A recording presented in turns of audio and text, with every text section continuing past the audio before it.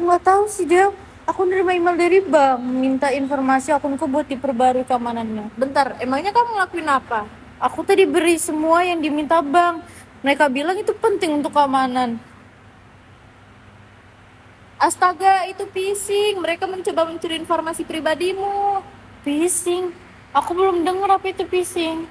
Nah, teman-teman, jadi kalian mau tahu apa itu phishing? Kita dengar penjelasan berikut ya. Nah, sebelum aku ngejelasin apa itu phishing, tentu teman-teman semua udah tahu dong. Di era digital seperti sekarang, kita pasti sering sekali menemukan penipuan berbasis online, apalagi internet semakin maju. Salah satunya adalah phishing. Kira-kira phishing itu apa sih, teman-teman?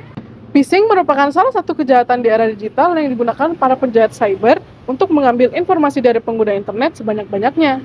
Phishing ini adalah praktik penipuan online di mana penyerang menyamar sebagai entitas terpercaya untuk mencuri informasi pribadi pengguna ataupun korban.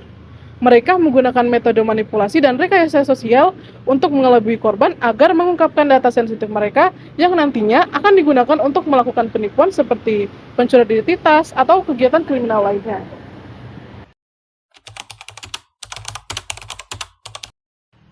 Jenis-jenis phishing ada 4. Yang pertama, phishing klasik. Penyerang menggunakan email atau pesan teks yang menarik untuk mengelabui korban agar memberikan informasi pribadi. Yang kedua, ada spear phishing. Penyerang menargetkan individu atau kelompok tertentu dengan menggunakan informasi pribadi yang dikumpulkan sebelumnya untuk membuat pesan yang tak sah. Yang ketiga, ada walling. Bentuk lanjutan dari spear phishing yang menargetkan individu yang memiliki posisi atau otoritas tinggi dalam suatu organisasi. Dan yang terakhir ada farming. Penyerang mengarahkan korban ke situs web palsu dengan memanipulasi sistem DNS atau menggunakan malware untuk mengubah alamat IP yang dituju. Cara kerja phishing. Penyerang phishing biasanya menggunakan beberapa metode sebagai berikut. Yang pertama adalah lewat email. Penyerang mengirimkan email yang tampak asli seringkali dengan tautan atau lampiran yang mengarah ke situs web palsu yang meniru institusi atau layanan yang dikenal oleh korban. Yang kedua, ada phishing melalui SMS atau smishing. Penyerang mengirimkan pesan teks yang berisi tautan atau instruksi untuk mengungkapkan informasi pribadi. Yang ketiga, ada phishing melalui telepon atau phishing. Penyerang menggunakan panggilan telepon untuk mendapatkan informasi sensitif dari korban dengan berpura-pura menjadi entitas terpercaya. Yang terakhir, ada phishing melalui situs web palsu. Penyerang menciptakan situs web palsu yang meniru tampilan dan nuansa situs resmi untuk meminta pengguna memasukkan informasi pribadi mereka. Nah, selanjutnya di sini ada langkah-langkah untuk melindungi diri dari phishing. Yang pertama, itu ada selalu memeriksa URL atau situs web yang Anda kunjungi untuk memastikan bahwa itu adalah protokol HTTPS dan memiliki sertifikat keamanan yang valid. Yang kedua, ada menjaga kerahasiaan informasi pribadi Anda dengan tidak memberikan melalui email, pesan teks, atau panggilan telepon yang tidak dapat dipercaya. Yang ketiga, ada mewaspadai tautan dan lampiran dari sumber yang tidak dikenal atau mencurigakan.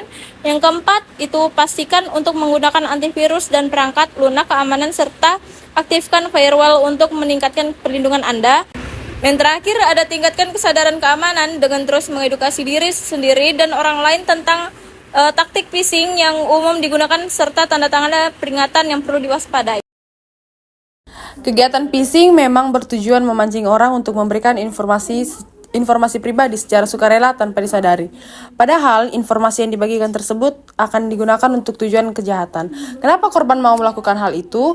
Pelaku phishing biasanya menampakkan diri sebagai pihak atau institusi yang berwenang. Dengan menggunakan website atau email palsu yang tampak meyakinkan, banyak orang berhasil dikelabui.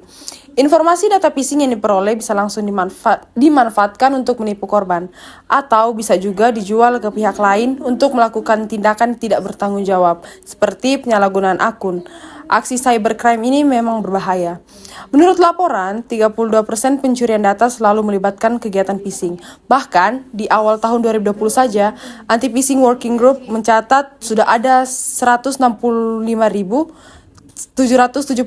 website phishing yang siap menjaring korban, dan sektor finansial masih menjadi sasaran utamanya. Phishing merupakan ancaman serius dalam dunia online. Penyerang phishing terus mengembangkan metode mereka untuk mencuri informasi pribadi pengguna yang dapat digunakan untuk tujuan jahat. Penting bagi kita untuk tetap waspada, menggunakan langkah-langkah keamanan yang tepat, dan meningkatkan kesadaran tentang phishing. Dengan melakukan langkah-langkah pencegahan, kita dapat melindungi diri kita sendiri dan melawan upaya penipuan online ini.